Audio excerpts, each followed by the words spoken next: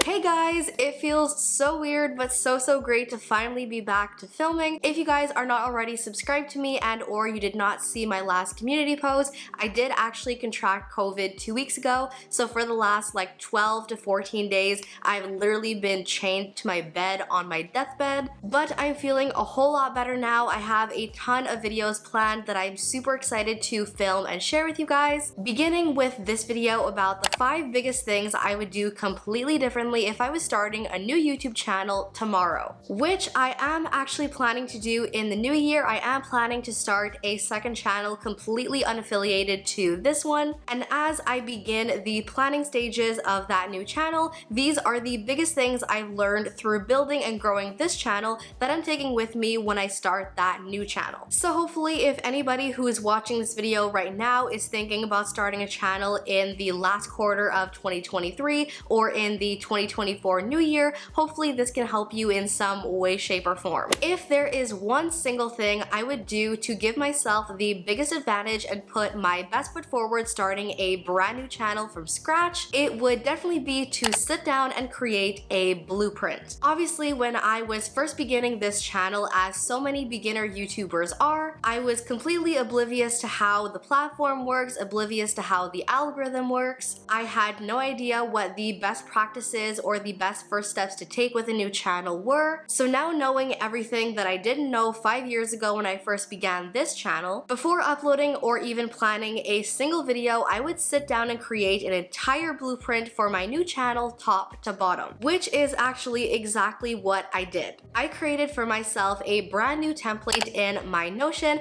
that is serving as sort of like a guide, blueprint, step-by-step planning process of exactly how I'm going to build and grow this new channel in the new year. It has all these various different sections where I'm planning things like what my goals are for this new channel, what is the purpose of my new content, a section where I have outlined and planned the step-by-step process of exactly what I'm going to be doing to actually grow that channel and reach a new audience, a section for relevant content and channel keywords, as well as having linked an external Google Sheets template where I've planned an entire year of video and content ideas for that new channel. This is the one thing I really think that's gonna help me accomplish everything so much faster on that channel than I did this channel when I first got started, starting with an actual step-by-step plan rather than just blindly jumping in having no idea what I'm doing. The second thing I would do completely differently is put a lot more focus on understanding who is my audience, who do I want to be for them, who do I want to show up as for them, what do I want to do for them,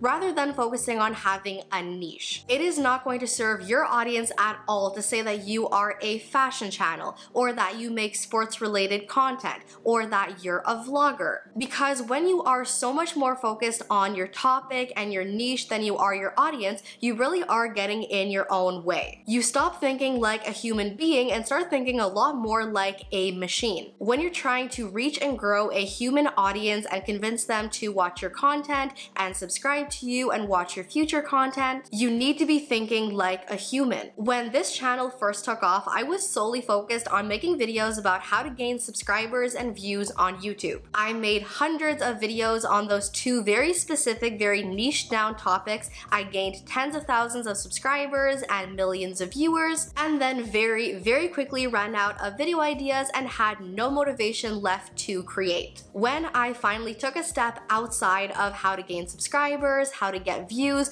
really began to focus and nail down who is my audience, what are they on YouTube looking for, what is something I can give them, how can my content serve them, and how best to position myself, my channel, and my content to really reach that audience and really make an impact on them and be long-term and sustainably successful. That is when I really began to broaden my channel and my content, what it was I was creating videos about, and really focused more on educating content creators about how to build, grow, and monetize their social media. Suddenly, I had so many more content and video ideas, I was reaching so many new people, and I was so much more creatively motivated and inspired. So starting a brand new channel in 2024, I'm not even asking myself what my niche is gonna be, what my topic is gonna be. My sole and only focus is on who is my audience going to be, what are they on YouTube looking for, how can I best position myself to reach them and help them, and how can my content have an impact on them long term. If I have this new channel channel for 1 year, 5 years, 10 years? How can I best position myself to still come up with fresh new content in the long run? Having a channel about how to gain subscribers and views on YouTube? No. Having a channel that is dedicated to inspiring and educating content creators in an ever-developing and growing industry? Yes. Having a channel dedicated to how to play football? No.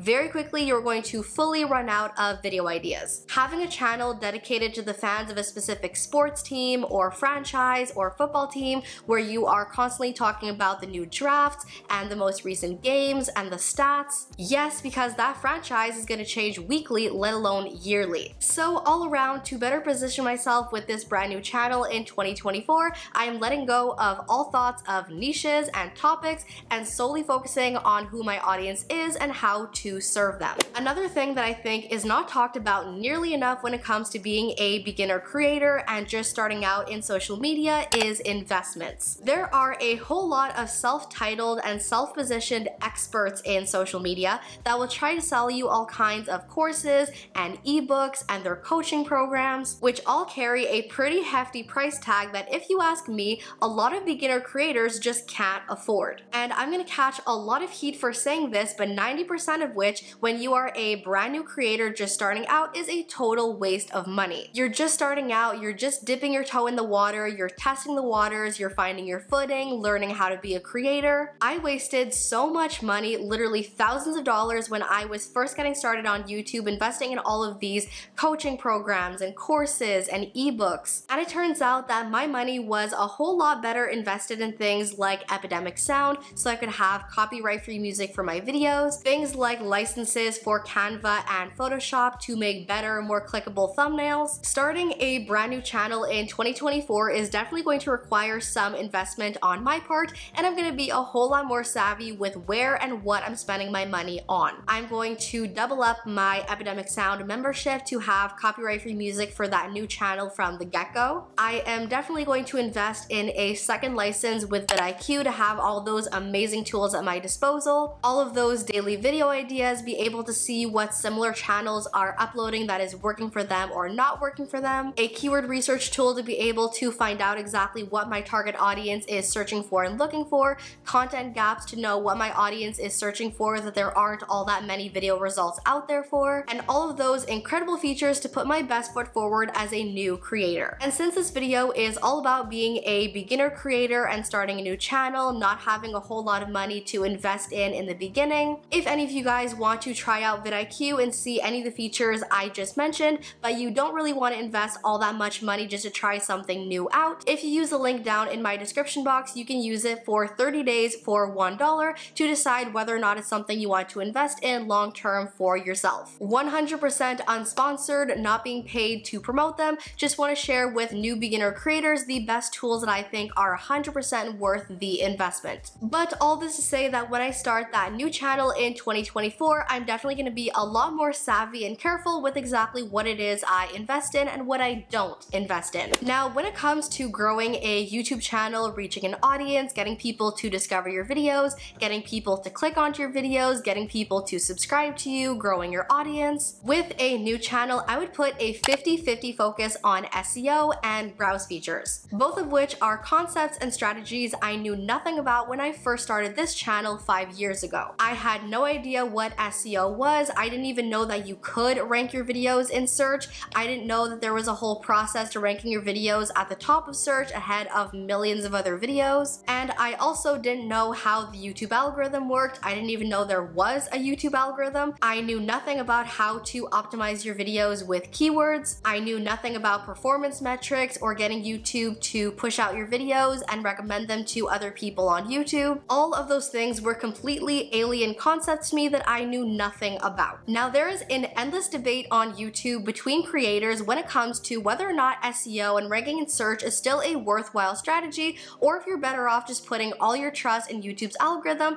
and letting YouTube work its own magic. In my opinion, based on my own experience with what has worked for me up to now, what is still working for me, what is still helping me grow and succeed, I think when it comes down to it, you need a 50-50 split with a 50% focus on SEO and a 50% focus on browse features. You definitely want to put at least 50% of your focus on SEO and ranking your videos in search so that you are still getting views on your older videos days, weeks, months, even years after you first upload them. However, getting views through YouTube search and search results is definitely a longer term process that takes a lot more time, because to actually get views through search rankings and having your videos ranked in search on YouTube, you need to have somebody who is actively searching for that topic or that subject, somebody who's going to land on your video and click on your video. So you also want to put the other 50% of your focus on getting YouTube to push out your video the second you upload it to get you more views and growth now. So that is why, in my personal opinion, I think the best strategy and the best split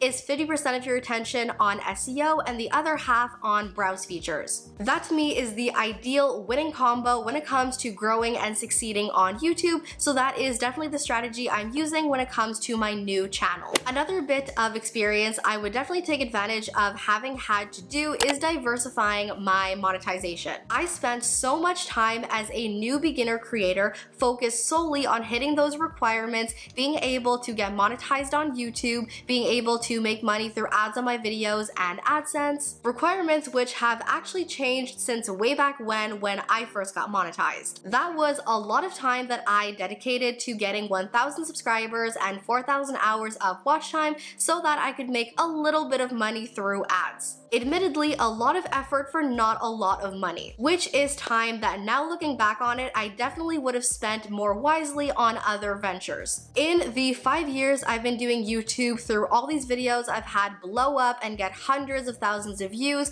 through all the millions of total views I've gained, AdSense has never been my top revenue source or where I make all of my money as a creator. There have been some months where I've done a single sponsorship and mentioned one brand in one video for like 60 seconds and made 3 times on that one sponsorship what I made through AdSense for an entire month. A few years into doing this is when I finally learned about affiliate marketing, how to make money promoting your favorite brands and products in your videos. That is when I really began making 6 figures every single year as a creator without AdSense, and also when I realized that 5 years on YouTube, all that money I've made through AdSense, altogether collectively, I still haven't made 6 figures. So when I start that new channel at some point in the new year, I'm definitely going to focus on diversifying my income, definitely going to treat AdSense and all that revenue as a bonus reward, and definitely focus on monetizing that channel and that content in some other ways that are a lot more functional. But that, you guys, is it for this video. Those are the 5 biggest things I've learned through doing YouTube for 5 years, having had this channel for 5 years,